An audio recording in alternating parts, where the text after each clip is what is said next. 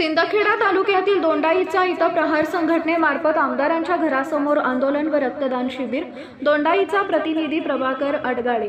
आज छत्रपती संभाजी महाराज यांची जयंती निमित्तानं आणि प्रहार संघटनेच्या बच्चूभाऊ कडू यांच्या आदेशाप्रमाणे शेतकऱ्यांना कर्जमाफी व्हावी व दिव्यांगांना 6,000 रुपये पेन्शन व्हावे आणि शेतकऱ्यांना MRGS प्रमाणे हमी भाव मिळावा यासाठी दोंडाईचा शहरात मंत्री महोदयाच्या निवासस्थानाकडे जाणाऱ्या रोडवर हे आंदोलन ठेवण्यात आले।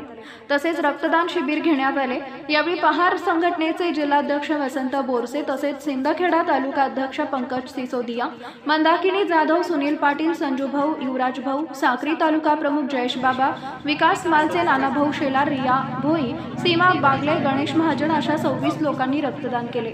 चला तर पाहूया त्यांचा खास रिपोर्ट।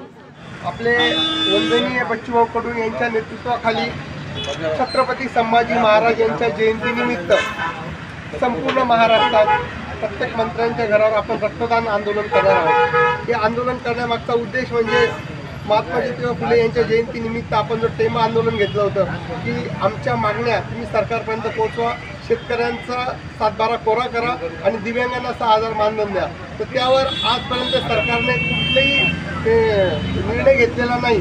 त्यामुळे आज छत्रपती संभाजी महाराज यांच्या जयंतीनिमित्त शेतकऱ्यांना त्यांच्या पिकांना हमीभाव मिळावा, त्यांचा 7/12 कोरा व्हावा आणि त्याच्यानंतर जे दिव्यांग आहेत त्यांना 6,000 रुपये मानधन मिळावं यासाठी माननीय बच्चूभाऊ यांच्या नेतृत्वाखाली आम्ही दोंडाईच्या शहरामध्ये जे कुमारजी रावल जे महाराष्ट्राचे पणन मंत्री आहेत त्यांच्या घरासमोर आम्ही आज रक्तदान करून आंदोलन करतोय, जेणेकरून त्यांनी आमचा आवाज विधानसभेमध्ये मांडावा आणि शेतकऱ्यांचा 7/12 कोरा करावा, त्यानंतर दिव्यांगांना 6,000 रुपये मानधन मिळावे यासाठी त्यांनी आपला आवाज सरकारपर्यंत पोहोचावा।